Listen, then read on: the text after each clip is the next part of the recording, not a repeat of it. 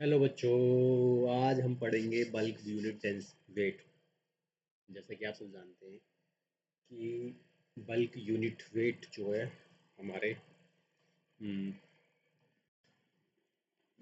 से पहले हमने क्या क्या पढ़ा है सॉइल मैकेनिक्स में। सॉइल मैकेनिक्स का तीसरा पार्ट है। कोशिश करेंगे इसमें ये चैप्टर ख़त्म कर दें। ठीक है, दूसरा चैप्टर स्टार्ट करेंगे दूसरी वीडियो में। ठीक है। Bulk density. अरे सेटिंग नहीं बन पा रही।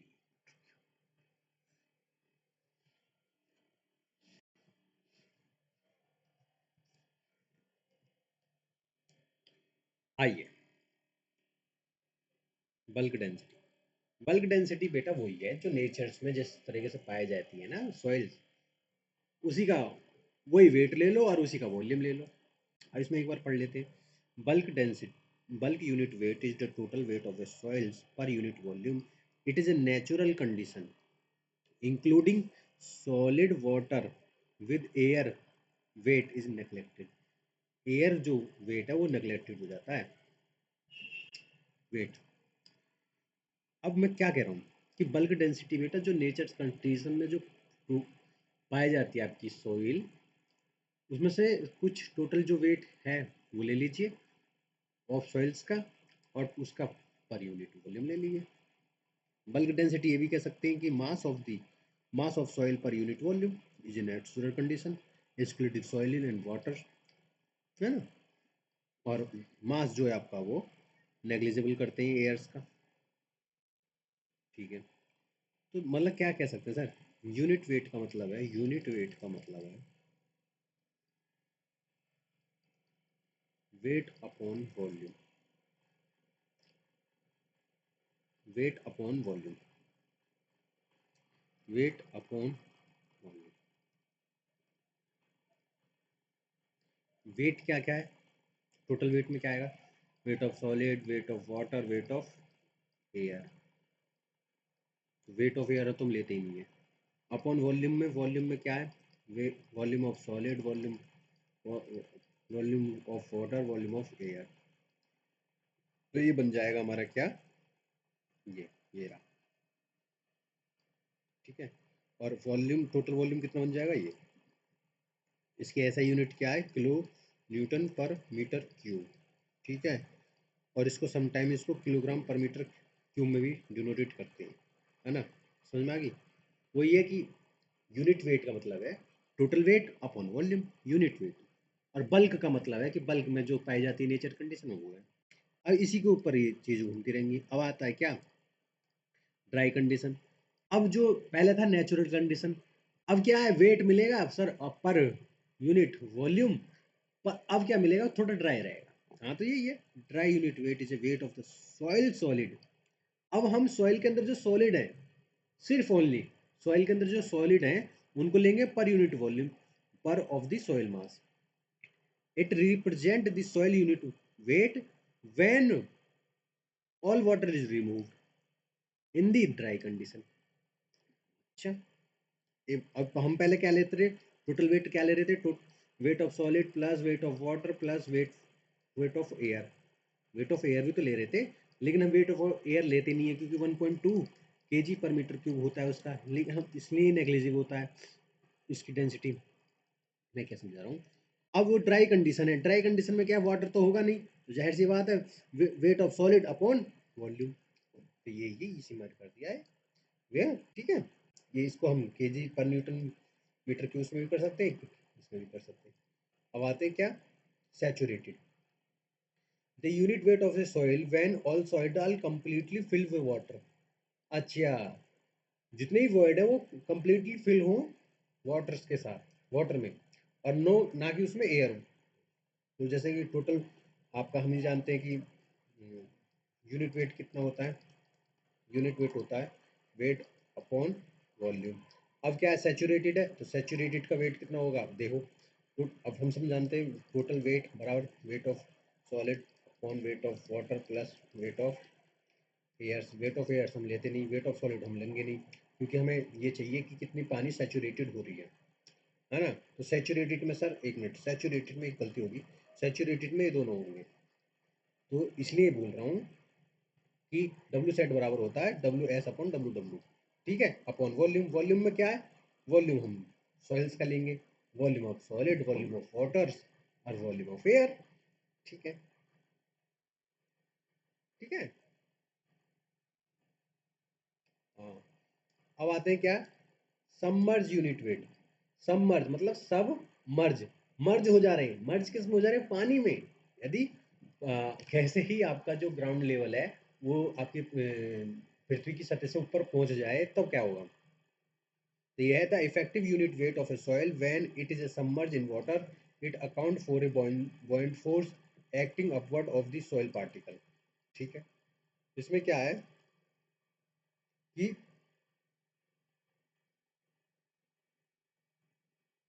जो पानी के अंदर सबमर्ज हो जा रही है, अब देखो कोई, ये सॉइल है, सॉइल के अंदर मैंने मिट्टी डाली, ये मिट्टी है, ये पानी, मिट्टी और पानी अलग अलग अलग लेते हैं, चलो आपको समझाने के लिए मिट्टी और पानी अलग अलग,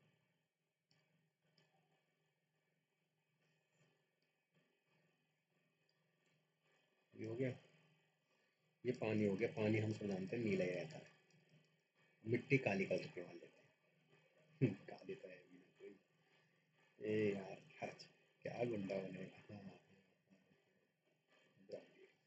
मिट्टी है, मिट्टी के कण डाले इसमें, ये मिट्टी के कण है। अब जाहिर सी बात है ग्रेविटी तो करेगी नीचे की तरफ काम, और बॉयंसी फोर्स लगेगी ऊपर की,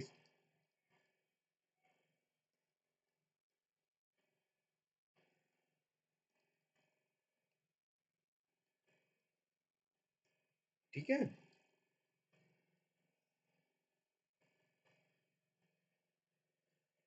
ठीक है। तो वो आर्किमिडीज प्रिंसिपल कार्य करती है। आर्किमिडीज प्रिंसिपल क्या है, कि आर्किमिडीज प्रिंसिपल ये है कि जो बॉयंसी फोर्स है यूनिट वेट अपॉन वॉल्यूम, ठीक है, और जो सबमर्ज है वो होता है वाई सेट अपॉन टू, मतलब उसका आधा होता है, ठीक है। इसको समझने के लिए हम कुछ करते हैं, the submerge unit weight is simply the saturated unit wait minute per unit weight of water. अच्छा, अच्छा सर समझिए, क्या समझिए, पहले आर्किमिडीज प्रिंसिपल समझो, कि जो भी आपकी बॉडी कोई इमर्ज है फ्लूइड में, वो अपवर्ड की तरफ बॉयंसी फोर्स लगाएगी, जो ऊपर की तरफ फोर्स लगा रही है वो इक्वल होगी जितनी आपकी वेट ऑफ फ्लूइड डिस्प्लेस, जितना आपका कोई भी सेजन साइप डिस्प्लेस हुआ है। तो ये तो है weight of density of water, ये होगी जी, और जितना आपकी वी मतलब है वॉल्यूम ऑफ फ्लूइड डिस्प्लेस। कोई भी जैसे बर्तन है, मैंने यहाँ कोई भी चीज़ डाली, पार्टिकल सॉइल डाली, तो जितना ये वॉल्यूम उसको, जितना ये वॉल्यूम पानी के पार्टिकल को डिस्प्लेस कर रहा है वो भी तो लगेगा। तो इसलिए फोर्स, बॉयंसी फोर्स,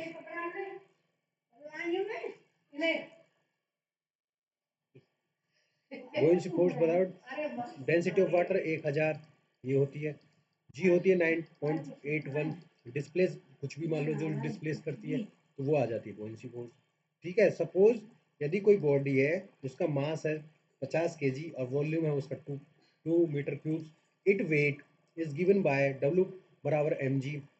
यदि हमें उसका वेट निकालना है तो होता है एम, डब्ल्यू बराबर एम जी। तो 50 किलो का वेट मान लो, मास मान लो, है ना, जी मतलब 9.8, तो ये हो गया उसका वेट हो गया 490.5 न्यूटन, बॉयंटी फोर्स हो गया एफ बी बराबर रो, ठीक है। अब ठीक है, अब यदि हमें बॉयंसी फोर्स निकालना है, हम सब जानते हैं बॉयंसी फोर्स बराबर है rho of water dot G dot V, मतलब कि 1000 हो गया आपका डेंसिटी ऑफ वाटर, जी हमको पता है 9.81, और टू हमारा क्या है, आपका वॉल्यूम डिस्प्लेस हुआ है, ठीक है, किसका वॉल्यूम डिस्प्लेस हुआ है, वाटर फ्लूइड हुआ, तो इसकी टोटल ये आ गई 19,620 न्यूटन। तो किसका, किस बॉयंसी फोर्स ज़्यादा है या वो वेट ज़्यादा है, तो बॉयंसी फोर्स ज़्यादा है तो इसका मतलब बॉडी तैरेगी, कोई भी बॉडी है वो तैरेगी, हाँ sir. Comparing the two, the buoyant force 19,620 is far greater than the body weight. This means the body float very easily since the displaced water weight in the more than is itself. मतलब जब भी तो तैरेगी, boiling point ज़्यादा होगा। अब एक बात समझिए, मैंने एक चीज़ इसमें लिख दे रहा हूँ मैं। सबमर्ज यूनिट वेट वो होती है, सबमर्ज यूनिट वेट, ये फॉर्मूला है, ठीक है, समझिए ये फॉर्मूला है, वाई सेट अपॉन यू। और ये मैंने आपको बता दिया, बॉइंस एफ बी बराबर होता है buoyancy force, unit weight of water, और आपका V volume of unit weight of water कितना होगा भाई, आपको पता है, डेंसिटी ऑफ वाटर इंटू जी, ये होता है यूनिट वेट ऑफ वाटर।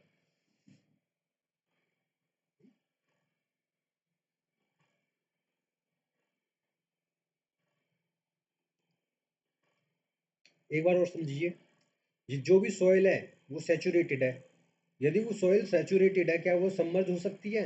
जब सच नहीं सर, सैचुरेटेड सॉइल मीन्स है oil void fill in with water but it can still above the above the water table, heavy rainfalls, it it is wet but not under water, ठीक है, समझ गए? यदि आपकी कोई सॉइल सबमर्ज है तो वो क्या सैचुरेटेड हो सकती है? हाँ sir, absolutely. Submerge soil is below the water table, flow surrounding the waters, water fill the all void due to hydrostatic pressure, soil become the saturated. अब यूनिट वेट ऑफ सॉलिड समझ लीजिए, soil solid, तो इसमें क्या आएगा? Weight of soil solid per unit volume of solid only, volume of solid, exclude void, void नहीं होंगे, ठीक है। वेट ऑफ सॉलिड हो गया, वॉल्यूम ऑफ सॉलिड हो गया, only, no water no air, इसको KG kilo newton per metre cube में नापते हैं, और कभी कभी इसे केजी पर मीटर क्यूब में नापते हैं। अच्छा सर, समझ तो गए हो, लेकिन एक चीज़ समझो, यदि किसी का हम यूनिट वेट निकाल रहे हैं तो सबसे ज़्यादा कौन होगा? सबसे ज़्यादा होगा, सबसे ज़्यादा, जाहिर सी बात है, यूनिट वेट ऑफ सॉलिड होगा। फिर जाहिर सी बात है उसमें सैचुरेटेड का होगा, क्योंकि उसमें पानी का भी उसमें फोर्स काम करेगा, और उसमें आपका सॉलिड का भी रहेगा, जाहिर सी बात है दोनों रहेंगे। इसमें क्या है, इसमें तीनों रहेंगे, क्योंकि इसमें हवा भी आ गई ना, इसमें हवा आ गई तो भाई जाहिर सी बात है, जहाँ हवा आ गई तो आपका वेट कम हो जाएगा, तो हवा कम होगा। और ड्राई डेंसिटी में तो फिर भाई जाए, सॉलिड भी है और एयर है। यदि वाटर का होता तो बड़ा हो जाता यूनिट वेट, जब तुम आपका bulk density, bulk bulk unit wait ज़्यादा होता है ड्राई डेंसिटी से, और सबमर्ज में तो बिल्कुल कम होता है, जब सबमर्ज में रहता है ना, सबमर्ज मतलब पानी में डूबा हुआ, तो उसका यूनिट वेट कम रहता है। और इसको अच्छी तरह से समझने के लिए ये भी हम सब जानते हैं, यूनिट वेट ऑफ सॉलिड मतलब वेट ऑफ सॉलिड अपॉन में वॉल्यूम ऑफ सॉलिड, हम सबको पता है वेट ऑफ सॉलिड जो कांस्टेंट रहता है, और वॉल्यूम ऑफ सॉलिड भी कांस्टेंट रहता है। तो solid are incompressible normal condition, तो ओवरऑल ये कांस्टेंट है, जब ये कांस्टेंट है तो जाहिर सी बात है यूनिट वेट भी ज़्यादा ही होगा। दूसरा ड्राई यूनिट वेट कितना है, हम सब जानते हैं ड्राई यूनिट वेट, वो water weight of solid upon में वॉल्यूम, वेट ऑफ सॉलिड आपको सबको पता है ये कांस्टेंट रहता है ना। और वॉल्यूम ऑफ जो है, वॉल्यूम ऑफ सॉइल, वो थोड़ा वेरिएबल करता है, चेंज जो विद कंपैक्शन वॉइड के आधार पर कितना उसमें वॉल्यूम रहेगा, ये थोड़ा सा वेरिएबल है ना।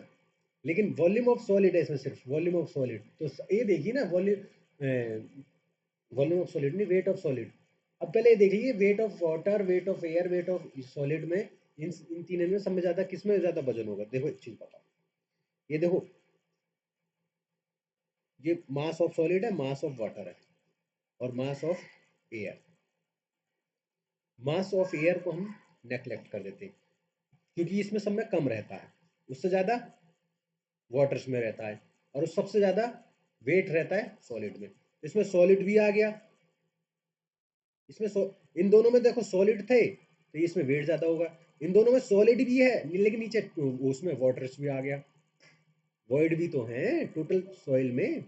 वेट ऑफ सॉलिड अपॉन में वॉल्यूम भी तो है, वॉल्यूम में दोनों आ गए, तीनों आ गए, मतलब एयर भी आ गया, तो एयर वेरी करेगा। अब इसमें देखो, बल्क में क्या है, weight of solid, weight of solid plus में वेट ऑफ वाटर अपॉन में वॉल्यूम। हम सबको पता है वेट ऑफ सॉलिड तो कांस्टेंट रहता है, वेट ऑफ वाटर तो वेरिएबल रहता है, डिपेंड मॉइस्चर कंटेंट के हिसाब से, और वॉल्यूम जो सॉइल है आपकी वेरिएबल काम करती है। अब क्या है, पहले तो वेट ऑफ सॉलिड था ऊपर वाले में, ऊपर तो, और नीचे था टोटल वॉल्यूम। अब इसमें वाटर्स भी आ गया, तो जाहिर सी बात है वाटर आ गए तो ये तो और थोड़ा कम रहेगा इसका वेट, जाहिर सी बात है। फिर सैचुरेटेड में ये है कि gamma sat plus gamma W sat upon V, मतलब कि वेट ऑफ सॉलिड तो होंगे ही होंगे, और जो आपका weight of water filling all void, ठीक है, अपॉन होंगे सारा चीज। सबमर्ज में आपको सबको पता है सबमर्ज का फॉर्मूला ये होता है कि वाई सबमर्ज का फॉर्मूला ये है कि unit weight of A saturation minus unit weight of water, तो ये आ जाता है आपका सबमर्ज, ठीक है, ये इंपॉर्टेंट है। तो इसलिए only unit weight of solid जो कांस्टेंट है, बाकी सब वेरिएबल हैं, ठीक है। इसलिए डिक्रीज ऑर्डरिंग में हम इसलिए ऐसा करते हैं। देखो पहले क्या आएगा, सॉलिड में सबसे ज़्यादा वजन होगा, यूनिट वेट होगा, फिर उससे सैचुरेटेड में होगा, फिर आपका बल्क बल्क डेंसिटी में, क्योंकि बल्क डेंसिटी में क्या आ गया, एयर आ गई, फिर ड्राई डेंसिटी में सॉलिड और प्लस एयर होंगे, वेट, है ना। इसमें क्या वेट, इसमें सिर्फ इसमें जो वेट होगा सिर्फ ओनली सॉलिड का होगा। सैचुरेटेड में किसका वेट होगा, सैचुरेटेड में इसमें डब्ल्यू प्लस सॉलिड के साथ साथ डब्ल्यू ऑफ वाटर्स का भी होगा, W W weight of solid upon weight of solid plus weight of waters का भी होगा।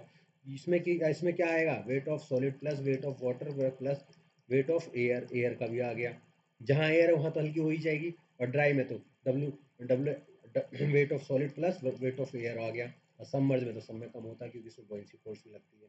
हाँ जी सर, और इसको अच्छे समझने के लिए मैं लाया हूँ unit weight of define as weight upon volume. इसको हम रोजी से भी डिनोटेड करते हैं, रोजी मतलब डेंसिटी केजी पर मीटर क्यूब, जी मतलब ग्रेविटी 9.8। देखो सॉलिड आज ऑलवेज हैवी, सबको पता है सॉलिड जो हैवी है, और लिक्विड जो है फॉलो करती है, और gas almost weightless, gas gas को तो हम ऑलमोस्ट वेटलेस मानते हैं इंजीनियर टर्म्स में। और हेरेंची explain why soil mechanics consider soil units weight of solid सब में ज़्यादा होती है, ठीक है, फिर सैचुरेटेड में, फिर बल्क में, फिर ड्राई में, फिर सबमर्ज में, ठीक है। मैं इनकी यूनिट भी लाया हूँ समझाने के लिए,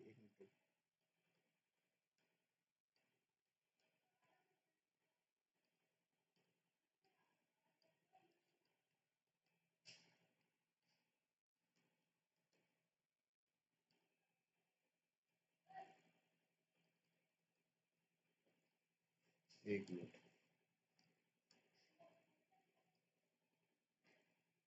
सॉलिड की सॉइल मिनरल की जो डेंसिटी होती है 2600 से लेकर 2900 होती है, तो जैसे 2600 लेके, वैसे मैंने 2650 केजी पर मीटर क्यूब बताई थी, तो आप ऐसा कर लो 26 kilo newton per metre cube में होती है। वाटर की हमको सबको पता है 1000 के एस होती है, तो 9.8 मानते हैं किलो न्यूटन में, और एयर्स की होती है 1.2, तो इसलिए भैया किलो न्यूटन में तो 0.012 के हिसाब से हुई, तो ये तो बहुत हम हल्की हुई। और अच्छे तरीके से समझो, हम सबको तो सब में ज़्यादा भारी कौन है, सबको पता है सॉलिड होंगे, फिर पानी आ जाएगा तो उससे थोड़ा कम रहेगा, फिर सॉलिड में ज़्यादा वजन होगा ना, यदि सॉलिड सॉलिड हुआ तो सब में ज़्यादा वजन तो उसमें ही होगा, फिर यदि पानी है तो उससे कम आ जाएगा, फिर जहाँ एयर आ गई फिर हल्का होगा, और बिल्कुल एयर हुई, सॉलिड एयर हुई तो फिर यहाँ, और यदि एयर के साथ उसमें पानी में डूबी हुई है तो इसमें बॉइलिंग फोर्स लग जाएगी, तो सबसे कम यूनिट वेट होता है सबमर्ज, ठीक है। ये आपको यूनिट वेट ऑफ सबमर्ज मतलब lightest because buoyancy force reduce it, है ना, मैंने बताया था buoyancy फोर्स रिड्यूस कर देती है। अच्छा, वाई डी का मतलब है dry unit weight no water, bulk unit weight का मतलब है some water, saturated unit weight का मतलब है फुल वाटर फिल वॉइड्स, है ना। इसमें वॉइड्स नहीं है, इसमें वॉइड है, इसमें भी वॉइड है, इसमें भी वॉइड है, जब इसमें एयर है, जब इसमें भी एयर आ गई तो फिर जाहिर सी बात है इसमें कम से कम थोड़ा बहुत पानी तो मिलेगा, बल्क डेंसिटी में ऐसा तो नहीं है कि सॉइल बिल्कुल ड्राई मिल जाएगी, तो बस ये तो है ही। तो टिपिकल वैल्यू भी लाया हूँ मैं इन सबकी, देखो देखो, गामा सबमर्ज की वैल्यू है, गामा सबमर्ज की वैल्यू है, सबमर्ज यूनिट वेट की वैल्यू है 10 से 11 kilo newton per metre cube, dry density की है 16 से 18, और आपकी बल्क जो है, बल्क मतलब नेचुरल कंडीशन में जो मिलती है 18 से 20 kilo newton per metre cube, saturated में है 20 से 22, यूनिट वेट ऑफ सॉलिड की है 26 से 29, तो यूनिट वेट ऑफ सब भाई जाहिर सी बात है, सबसे ज़्यादा इसकी है, फिर उससे कम इसकी है, फिर इसकी कम, फिर इससे कम, सबसे कम। सबसे कम इस मारे होती है कि बोइंसी फोर्स की वजह से। अब आते हैं specific gravity of soil solid. देखो बेटा, specific gravity of soil solid का मतलब ये है कि ये ट्रू ही है। जैसे आपके वाटर कंटेंट दो प्रकार की थी, जैसे कि आप देखते हो कि वाटर कंटेंट जो है वो वेट ऑफ सॉलिड मतलब वॉल्यूम ऑफ सॉलिड, कहने का मतलब ये है कि सॉलिड में सॉइल के सॉलिड में कितने पानी था, ये तो वाटर कंटेंट बताता था। एपरेंट वाटर कंटेंट ये बताता था कि सॉइल में कितनी वाटर प्रेजेंट है, ये बताता था। वॉइड रेशियो क्या बताता था कि वॉइड में आपकी, कहने का मतलब है कि आपके एक मिनट रुको, आपकी आपके सॉइल सॉलिड में कितनी वॉइड है वो ये बताता था। पोरोसिटी में बताता था कि टोटल सॉइल में कितनी वॉइड है ये बताता था। ऐसे ही अब ये आ गया स्पेसिफिक ग्रेविटी। ये जो बताएगा ये सॉइल सॉलिड में बताएगा। स्पेसिफिक ग्रेविटी दो प्रकार की होती है, और जो आपकी सॉइल्स में बताएगा उसको मास बोल दिया गया है। तो इसमें समझिए, जो ट्रू एब्सोल्यूट स्पेसिफिक ग्रेविटी है, ये मतलब है कि ये बताएगी सॉइल सॉलिड के बारे में, और मास बताएगी क्या, सॉइल के रेस्पेक्ट में। अच्छा सा समझिए, the specific gravity the density of a soil solid to the density of water. ये अच्छा, मतलब सॉइल सॉलिड तो है, डेंसिटी ऑफ वाटर। हम्म। अच्छा, ये बात है, हाँ हाँ बेटा यही है। और डेंस, ये देखो, वाटर की वन होती है इसलिए, और आयरन सीमेंट की ज़्यादा होती है, देखो 3.15 इंच की होती है, वुड की कम होती है 0.60, इसलिए वो तैरती है बाट पानी में। अब आते हैं, देखो ट्रू, ट्रू एब्सोल्यूट, ट्रू को एब्सोल्यूट भी बोलते हैं। स्पेसिफिक ग्रेविटी जिसे जी से डिनोटेड करते हैं। It is the ratio of A mass, it is the ratio of the mass और वेट ऑफ सॉइल सॉलिड। कहने का मतलब ये है कि कोई भी मास हो, कोई भी वेट हो, और सॉइल के अंदर जो सॉलिड है ना, to the mass of the weight of volume of water. Specific gravity का यह मतलब है कि पानी के रेस्पेक्ट में किसी भी वस्तु का कितना वेट ज़्यादा है या कम है। अब हम specific gravity of soil solid निकाल लें। अब तो इसका मतलब ये है कि सॉइल के अंदर जितने भी सॉलिड हैं वो कितने भारी या हल्के हैं पानी से, है ना। तो यही है, यदि सॉइल के सॉलिड जो है हल्के हुए तो वो तैरेंगे, भारी हुए तो पानी से तो डूबेंगे। तो यही कहानी है specific gravity of soil solid को। मास मास ऑफ सॉलिड अपॉन में मास ऑफ वाटर में डिनोटेट करते हैं। इसको हम डेंसिटी के रूप में भी डिनोटेट करते हैं, इसे हम यूनिट वेट में भी कर सकते हैं। तो ऐसे हम कर सकते हैं, ठीक है। अब आते हैं जो ये क्या कह रहा है, true specific gravity essential is experience density of soil solid relative to the density of water. समझ गए सर, ये तो सॉइल सॉलिड के बारे में बता रहा है, डेंसिटी ऑफ वाटर ठीक है ना। ये मैंने बता ही दिया ये formula, density of solid upon में डेंसिटी ऑफ वाटर।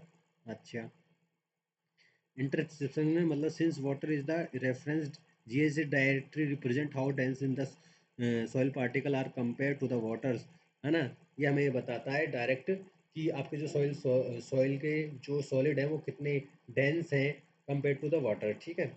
इसका मतलब ये है, इट मीन्स सॉइल के जो सॉलिड है वो 2.65 टाइम डेंसर हैं पानी से, ठीक है। क्योंकि हमें तो देखो ये पता है ना कि यदि हम देखें डेंसिटी ऑफ सॉइल सॉलिड, तो ये होता है 2650 और ये होता है 1000। तो कम से कम ये कितने कितने गुना ज़्यादा है, 2.65। जब भी तो बोला है 2.65, यहाँ से लिया है, यहाँ पॉइंट लगा दिया बस। 2.65 ज़्यादा है पानी से, इसलिए ये डूब जाते हैं, भारी है। और वैसे तो हम नीचे जो लेते हैं वो रेफरेंस कोई भी फ्लूइड लिक्विड ले सकते हैं, लेकिन हम इस समय पानी ले रहे हैं 4 डिग्री सेल्सियस का, ये जरूर याद रख लेना। तो ये कुछ मैंने आपके लिए करा है कि specific gravity of solid solid के लिए एम एस अपॉन में M W into volume of water, volume of solid, ये हो गया। तो हम इसको डिनोट करते हैं, ऐसे भी डिनोट कर सकते हैं। अच्छा, अब आते हैं मास या एप्रियंट। एप्रियंट स्पेसिफिक ग्रेविटी को हम जीएम से डिनोटेड करते हैं। ये बताता है it is the ratio of the mass और weight of the soil to the mass of और weight of the soil occupy the same volume. मतलब ये सॉइल की डेंसिटी बताता है, density upon density of fluid के रेस्पेक्ट में। Fluid क्या है, हम इसमें पानी लेते हैं 4 डिग्री सेल्सियस पर। अच्छा, अब हम सर सॉइल की बता रहे हैं, सॉइल कितनी भारी है पानी के मुकाबले। हाँ वही तो, इसी को मास बोल दिया है। तो मास of the soil in the volume, mass of the water in volume we, ये इसे हमने ऐसे डिनोट कर दिया है। ठीक है, जीएम बराबर रो अपॉन रो डब्ल्यू। ठीक है, तो हम फ्लूइड तो भैया पानी ले रहे हैं, तो रो वाटर आ गया इधर, इधर रो आ गया।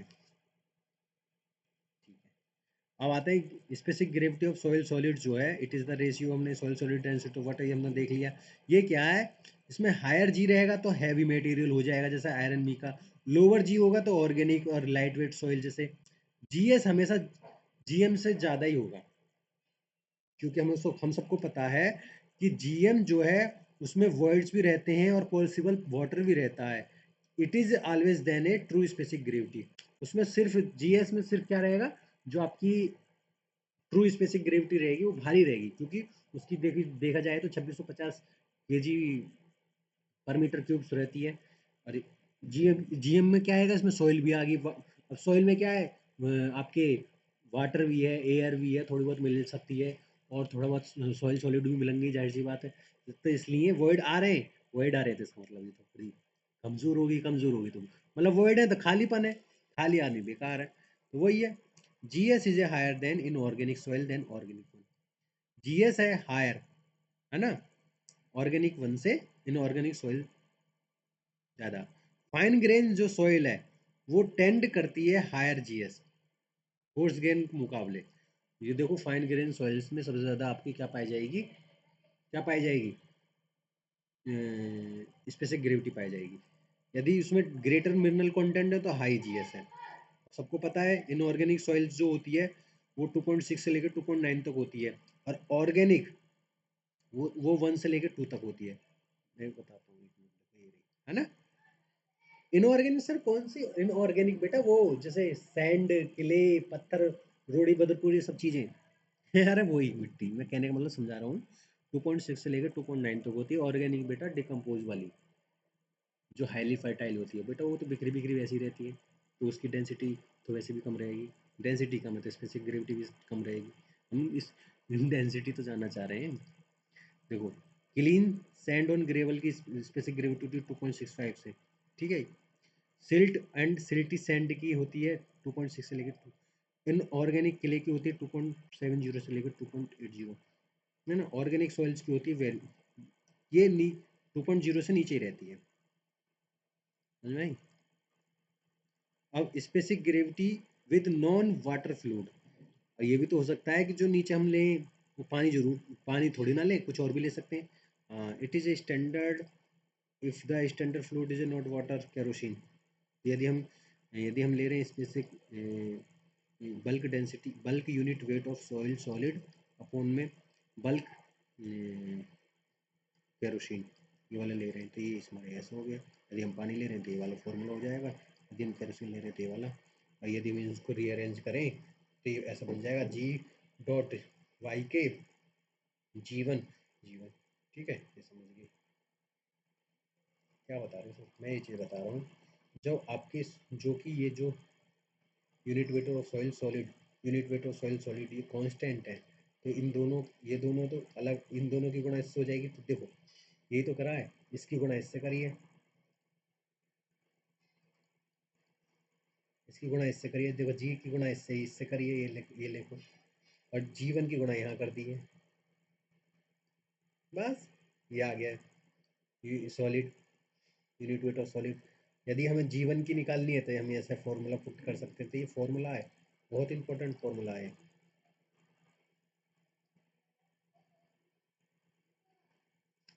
नहीं समझ में आया तो ये देखो यहाँ ही मैंने कर रखा है, लो, As per Indian standard, specific gravity is reported at 27 degrees Celsius. The unit weight of soil solid is a constant with temperature, but unit weight of water is a change with temperature. इसलिए हमने ये करा है। ठीक है, 27 degree पे करते हैं हम।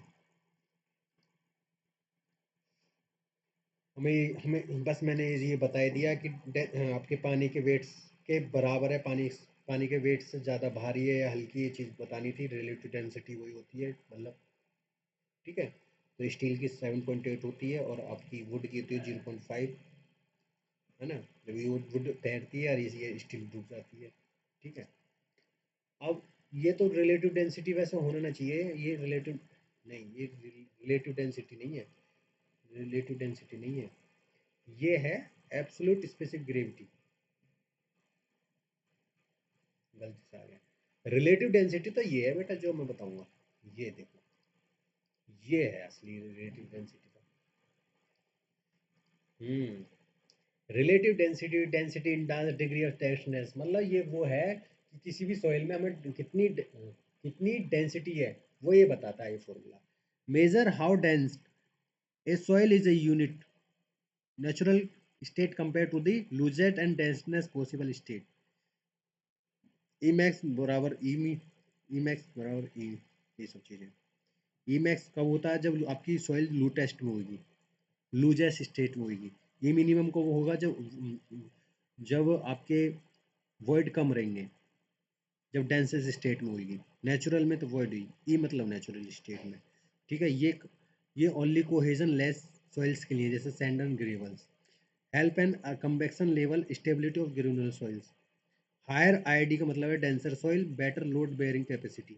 Not suitable for cohesive soils के लिए silt because determine the E max is impractical due to inter-particle force.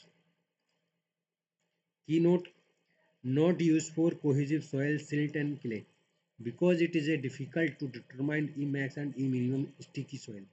अच्छा, समझ में आई? भाई ये सब हम यूज़ नहीं कर सकते कोहेसिव सॉइल्स के लिए, तो इसलिए ये फॉर्मूला बेकार था। और दूसरी बात ये है कि हमें पता ही नहीं है कि आपकी कोई भी जैसे कि कोई भी कोहेजन लेस सॉइल है, जैसे कि सैंड एंड ग्रेवल, तो उसका ना तो हमको ये पता है ई मैक्स कितना है, ना ई मिनिमम पता। तो ये भी तो बात बड़ी दिक्कत थी। तो इसलिए soil is a more compact and dense, more stable, less compressible, higher shear strength. ये फॉर्मूला आई डी बराबर E max minus E max one. तो यदि हम उसको फॉर्मूला करते हैं तो ऐसा होता है। कोई बात नहीं, आपको ये ज़्यादा इंपॉर्टेंट समझने के लिए। व्हाट इज़ आईडी, मतलब आईडी मतलब ये है रिलेटिव डेंसिटी, कि how compact dense granular is compare to loosest and dense possible state. Higher ID का मतलब है more compact soil, lower ID का मतलब है लूजर सॉइल्स।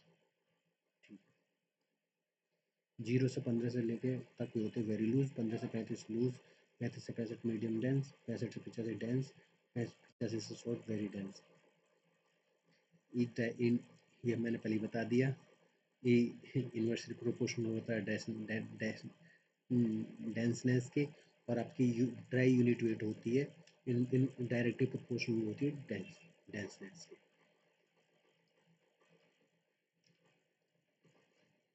अब देखो बेटा, हमें दिक्कत थी कि कुछ सिर्फ ओनली कोहेजन लेस सॉल्व के लिए करती थी।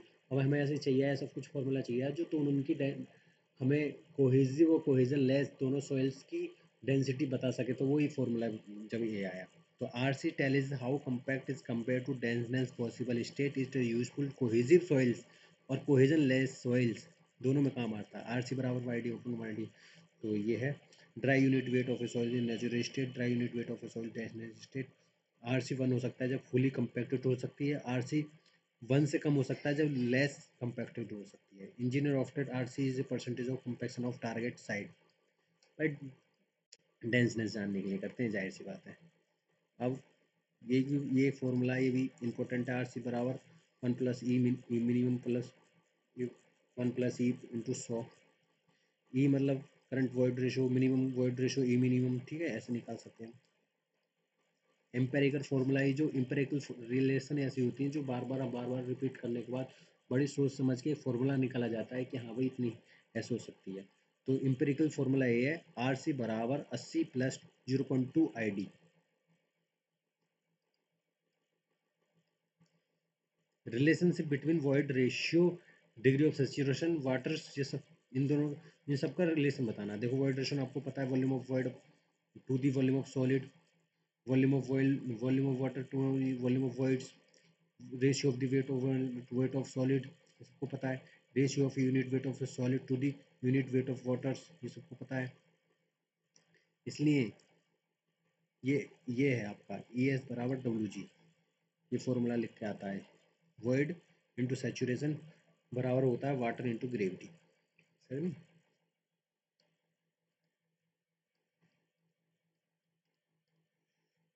आई होप ये आपको वीडियो पसंद आई होगी। वीडियो आपको पसंद आए तो लाइक कर देना, चैनल को सब्सक्राइब कर देना, क्योंकि देखो इसमें न्यूमेरिकल भी है।